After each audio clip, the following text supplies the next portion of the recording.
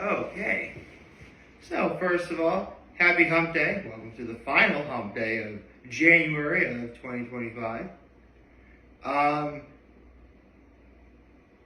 Well, if you saw my short last night, chances are you know what I'm going to be talking about today. But if not, let me just cut to the chase and say, first arc thoughts of 2025. For those of you who don't know, or if you're new to watching me, I first did this arc thought series for One Piece in January of 2020. Little would I know the world was about to turn upside down. Once a month I would talk about each arc in One Piece, and at the time, I thought by the time I got to, Wano, which is where we were at that moment in time, the series would end. For One Piece. Little did I know I was wrong. When Akira Toriyama died almost a year ago on March 1st. Actually, it will be a year ago on March 1st, I'm sorry. I did arc thoughts again, but for Dragon Ball. And that's what I'm doing here. So, before I get into doing that, let me do my low, my high, my act of kindness. I guess my low is the fact I was kind of panicking about what I was going to do. It was only when I was doing my short last night that I come to the conclusion that, I could do my arc thoughts today. I always try doing arc thoughts at the end of every month. I used to do the video at night to get it over with, but and have it be its own separate thing. But then I thought, why not just simply dedicate the video itself, the day's video, to that? So that's why it is the way it is now. So my low is I kind of panicked for nothing. My high was I was able to get an item back that I got fixed quite a while ago. I got that back. I'll explain what it is when that time comes. And my act of kindness was I both shoveled the driveway for my parents and took out their garbage. Okay, so back to the arc thoughts discussion. Up till now, I've done pretty much what's technically considered, Dragon Ball Z. Because both Battle of Gods and Resurrection F will promote as Dragon Ball Z movies, even though they do take place in Super when you're referring to the anime. This is actually my first Super arc proper. And when it was announced that Dragon Ball was going to be coming back in 2015, and we were actually going to, do more exploration into the 12 universes that Beerus mentioned, everybody started coming up with what are we going to do? What places are we going to see? What are we going to do? Honestly, I'm glad we started Universe 6 because, I'm pretty sure everybody thought we're not going to have all 12 universes in one arc. That's going to happen a little bit later, but I'll get to that in March. Or possibly April, depending on when I decide to do Dragon Ball Daima. Anyway, so, and come to think of it, this is actually our first fighting tournament since the Buu Saga, which doesn't seem that long in terms of how many arcs are in between the Buu Saga and Universe 6, but considering that Super didn't come out till 2015, and the original run of Dragon Ball didn't end until 1986 or whatever, or 89, we waited a long time for this. When they revealed the rosters for the Universe 6 arc, because what happens is they sort of follow the format of the Budokai Tenkaichi, which, it's mano a mano. If you follow the ring, you lose. Obviously, you can't kill anyone. That's what it is. But the way they decided to form it is, I guess the best way to describe it is kind of like Pokemon.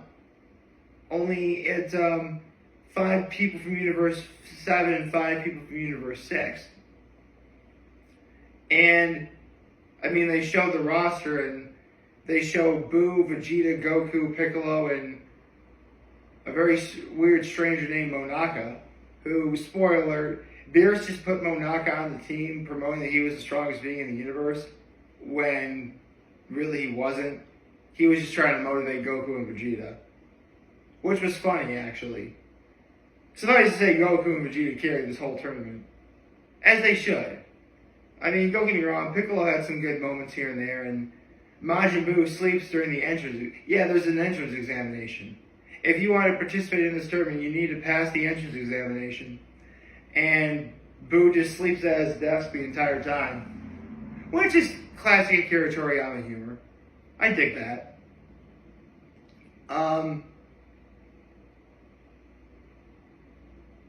Let's see. Well, for starters, I should probably say I can't remember every fighter that the Universe 6 had. They had Kaba, who was essentially another Saiyan from Universe 6. I forget the name of the bear and the robot. Obviously Frost, which is one of Frieza's races in Universe 6. But the one person everybody remembers most is Hit. A literal hit man who has the power to stop and manipulate time. That which we really had never seen a fighter be able to do that before. Actually that's not true. Goldo from the Genyu Force could do that, sort of.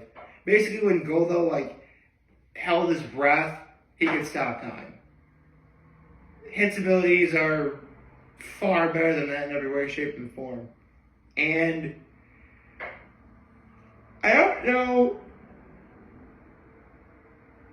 if many people were complaining about this, but I could totally, just based on the facial appearance, you can make a case that, his design was based off of Cell, which I wouldn't quite go that far. But trust me, I will talk about that when the time comes for a certain saga coming up later this year, when I talk about it. And the fights, while not as intense as what you would probably seen previously, they were still entertaining. You think of fights in Dragon Ball, you think lots of fists flying, a lot of blood and a lot of blood showing up, battle damage, stuff like that.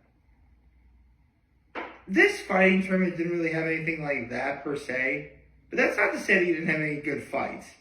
Again, Goku, Vegeta, and Piccolo each have times to shine here. Oh, and by the way,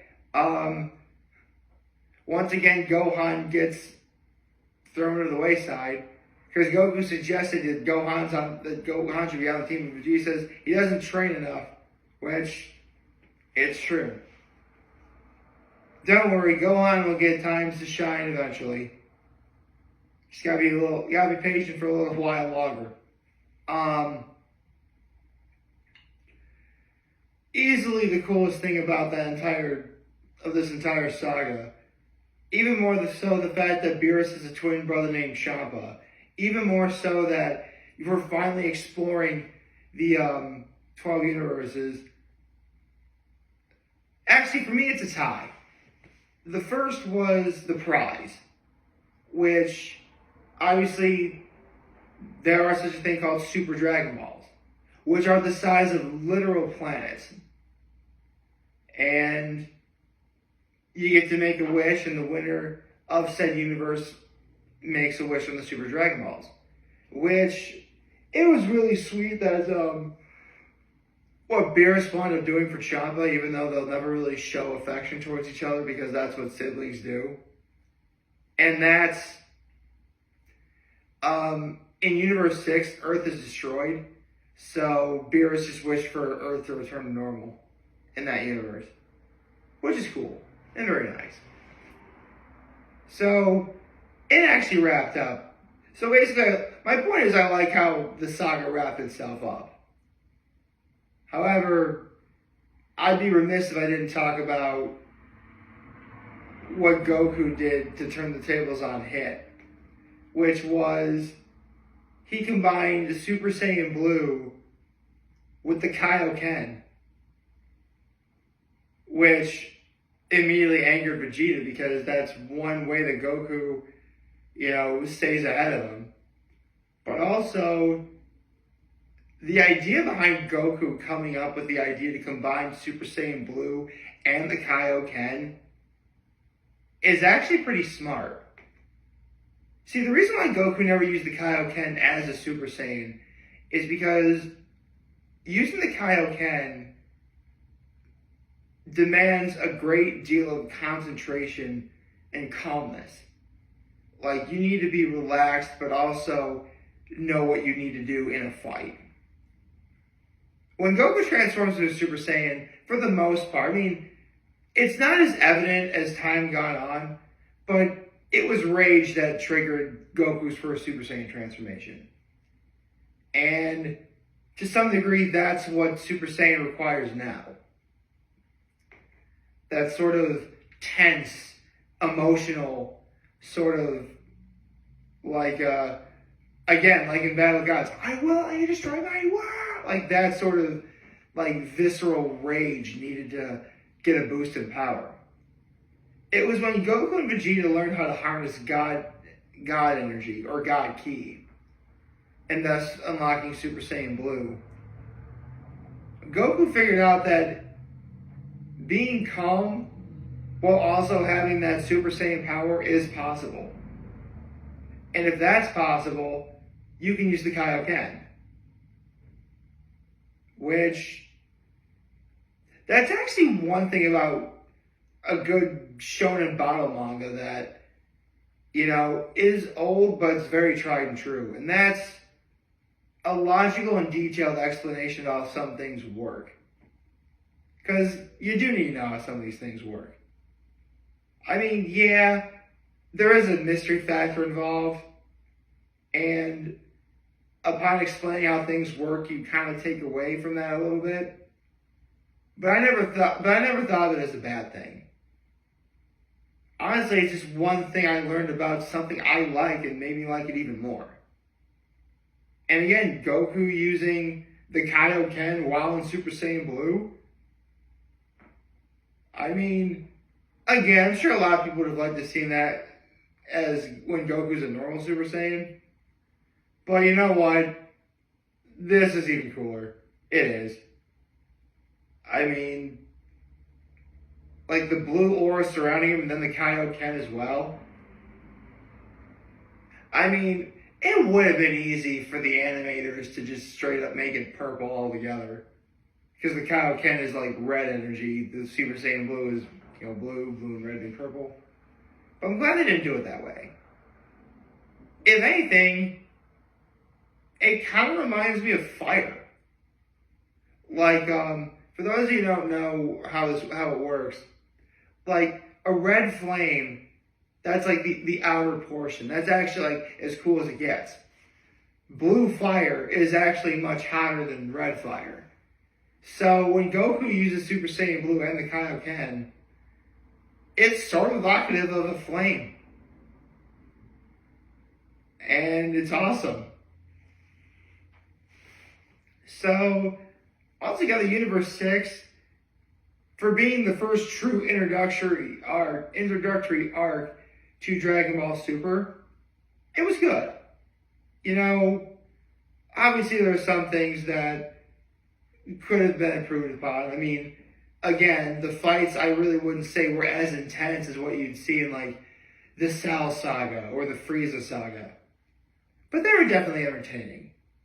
And it was nice to see another universe outside of Universe 7 be explored to some capacity.